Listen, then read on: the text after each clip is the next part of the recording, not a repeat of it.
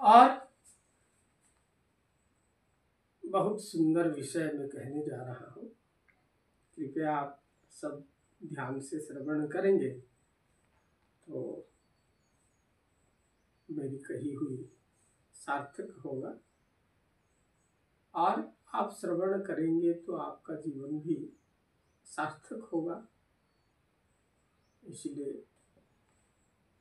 ध्यान से श्रवण करने का प्रयास करिएगा। प्यारे सज्जन बंधु, आज मैं कुछ सत्य महिमा धर्म की प्रादुर्भाव के विषय में कहने जा रहा हूँ। आज महिमा धर्म जम्बूद्वीप में प्राकट्य होने का तात्पर्य क्या है, ये सारा विषय को संक्षिप्त रूप से आपको श्रवण कराने का मैं प्रयास करूंगा। महिमा सत्य महिमा धर्म को संत कवि भीमभोई जी ने अपने उल्लेखित शास्त्रों में प्रमाणित किया है।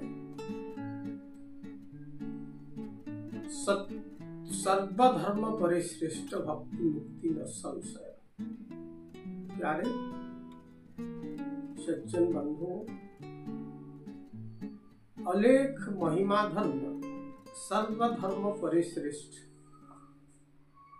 सभी धर्म इस विश्व में जितने भी धर्म हैं, सारी धर्म से बढ़कर है, परम श्रेष्ठ धर्म है। और इस धर्म के आधार पर सृष्टि संचालित होता है। सृष्टि का जन्म और संचालन इस धर्म ही करती है। तो इस धर्म आज भूमंडल पर क्यों आवश्यक पड़ी, ऐसा कुछ सवाल हो सकती है, किंतु इसको मैं आप सभी को अवगत कराना चाहूँगा। ये कोई नवीन धर्म नहीं है, ये सारे विश्वों की पुरातन धर्म है, आदि धर्म कहा जाता है। आदि धर्म है। इस धर्म से ही संपूर्ण विश्व की सृष्टि, संपूर्ण प्राणियों की उत्पत्ति हुआ, और उत्पत्ति होने के पश्चात संसार में जब कालखंड के हिसाब से हम जाएं, कालखंड का अर्थात है जैसे सत्ययुग, त्रेतया, द्वापर, ऐसे ये कालखंड है। काल को खंड खंड करके अलग अलग युग निर्माण की गई है। तो ये कालखंड के हिसाब से हम देखें तो वर्तमान हम कलियुग में विराजित हैं। कलियुग में अभी हम रह रहे हैं। तो ये कलियुग में पुनः उस आदि धर्म को आविर्भूत होने की क्यों जरूरत पड़ी। इसीलिए संत कवि भीमभोई जी ने इस संदर्भ में कही है, त्रिपुर असत्य होई बारु प्रभु, प्रकाश ले गुरु धर्म, षडाक्षर मंत्र ब्रह्मांड कुटिल महिमा अलेख महिमा नाम।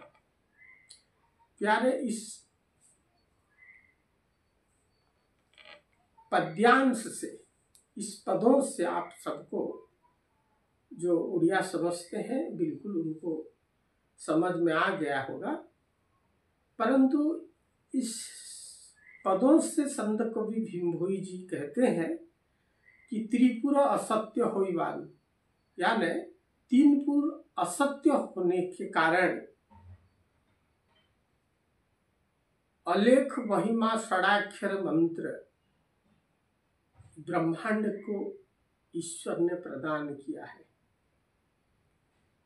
ये षडाक्षर मंत्र यानी अलेख महिमा, ये षडाक्षर मंत्र है। ये षडाक्षर मंत्र ये ब्रह्मांड, विश्व तीनों ब्रह्मांड की तारक मंत्र है, उद्धारक मंत्र है। इन मंत्रों के माध्यम से असत्य से डूबी हुई, पापों से डूबी हुई सभी तीनों ब्रह्मांड को उद्धार करने के लिए यह अलेख महिमा षडाक्षर मंत्र को प्रभु ने प्रदान किया। और प्यारे, सबसे बड़ा दुखद विषय है कि आज कलियुग को मलयुग भी कहते हैं। इसको मलयुग भी कहा गया है। मलयुग मतलब, जैसे मल को हम क्या कहते हैं, एक दूषित कहते हैं, दूषित चीजों को मल कहते हैं। उसी प्रकार ये कलियुग एक मलयुग के रूप में भी कुछ लोग कही हुई है। तो ये मलयुग है। मलयुग को सच्ची युग बनाने के लिए, दूषित युग को पवित्र युग बनाने के लिए ये षडाक्षर मंत्र की जरूरत पड़ी। और ये षडाक्षर मंत्र के माध्यम से अनेक प्रकार की अशुद्धता को शुद्ध बनाने, विशुद्ध बनाने में सत्य महिमा धर्म की बहुत बड़ी भूमिकाएं हैं। ये भी कहा गया कि यह धर्म इसलिए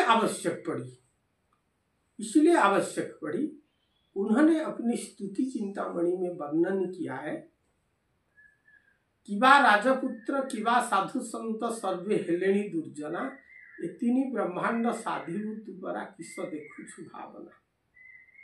प्यारे, इस पदों से स्पष्ट कर दिया भीमभोई जी ने कि प्यारे सज्जन बंधुओं की किवा राजपुत्र किवा साधु संत सर्वे हेलेणी दुर्जना। इसका मतलब है कि ये जो धरती पर हम लोग रह रहे हैं प्यारे, इसमें दो तंत्र, ये युग, ये देश, ये ब्रह्मांड दो तंत्र से चलता है।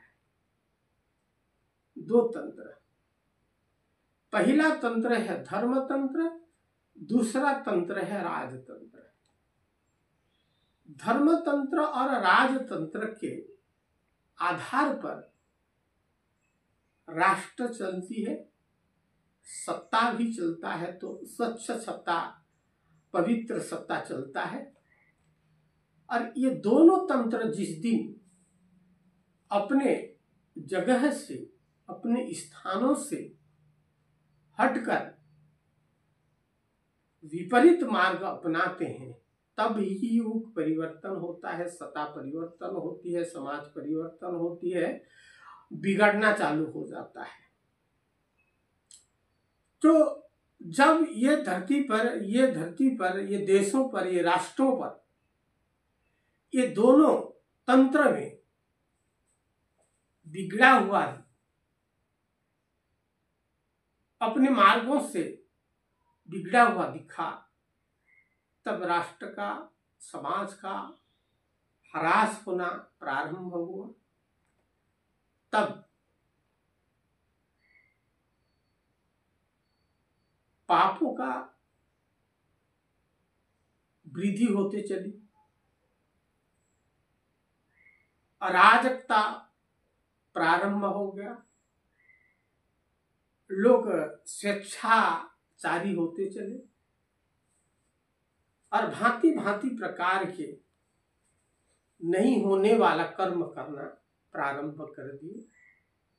जैसे कि भारत भूखंड में कहा जाए, हमारे सनातन के माध्यम से, तो गोहत्या एक महापाप होती है।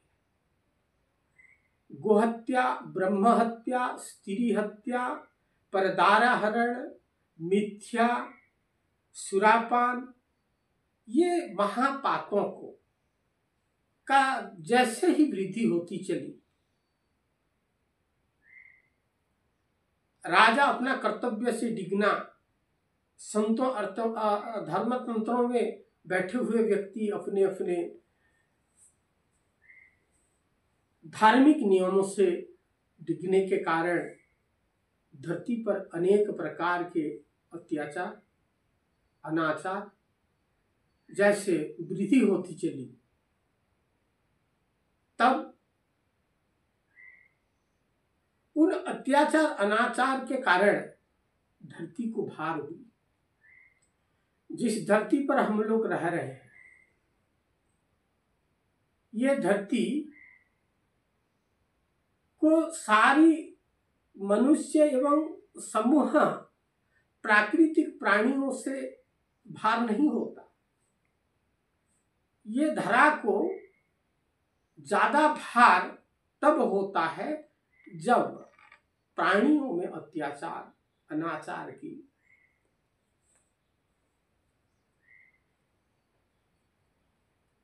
क्रियाकलाप प्रारंभ हो जाती है।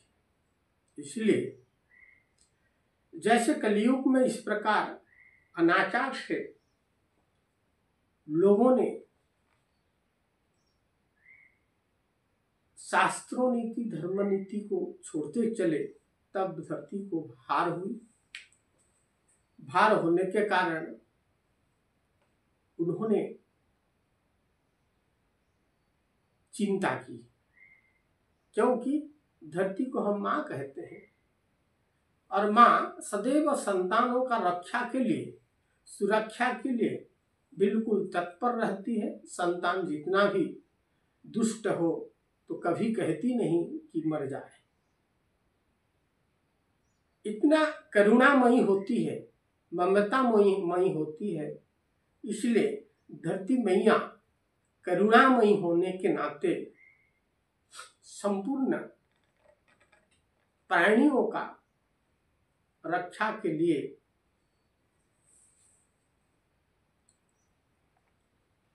प्रभु परमात्मा को आह्वान किया।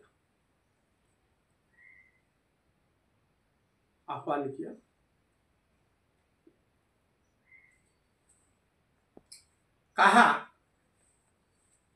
नाम गुरु अनादि करुणा कृपा निधि, संभाली रख दास दासी है, शून्यवासी आकाश धीरे आसखी। आकुले पृथ्वी देवी आंटे पारुछि गोबी रोदन करी दिवा निशी, पद्म पाद घोड़ाओ बेनी बाहु बढ़ाओ धरणी धर धर आसी। इस प्रकार विनम्रता के साथ, अति व्याकुल के साथ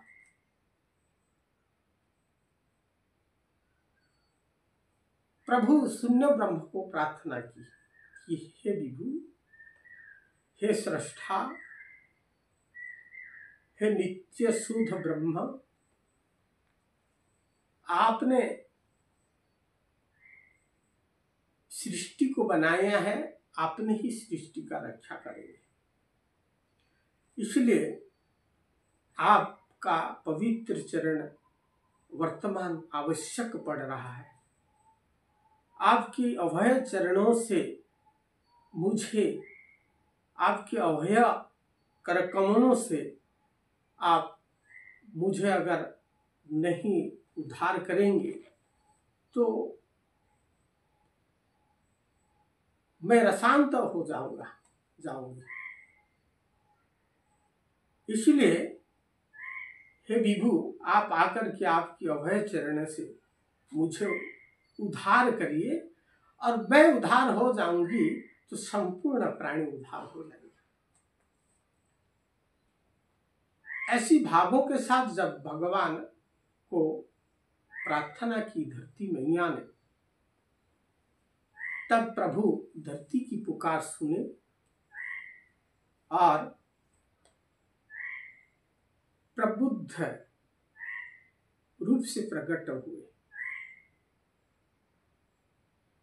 हुए। अयोनि सम्भूता इसलिए कहा जाता है, ये अयोनि संभूत है और प्रबुद्ध रूप से प्रकट हुए, शून्य कलेवर धारण करके। शून्य से कलेवर धारण करते हुए विश्व कल्याण के लिए 1802 मसीहा को हिमालय पाददक में विराजित होते हुए प्रभु वायुपान से 12 वर्ष तक हिमालय में विराजित थे, ऐसा शास्त्रों में वर्णित है। तो जैसे विराजमान होकर के आज सत्य महिमा धर्म को आगे बढ़ाने के लिए